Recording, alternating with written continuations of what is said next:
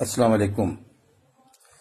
Corona vaccine لگانے والے میری بات غور سے سنیں۔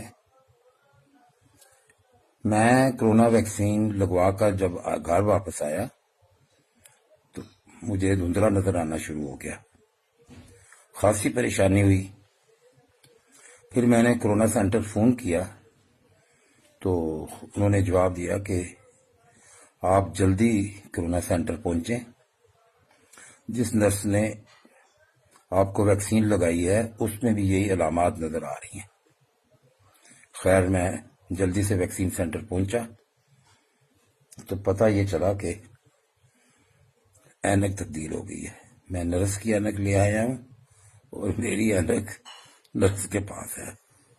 تو جب آپ ویکسین کروانے جائیں تو احتیاط سے اپنی اینک واپس لے کے رہیں۔ شکریہ۔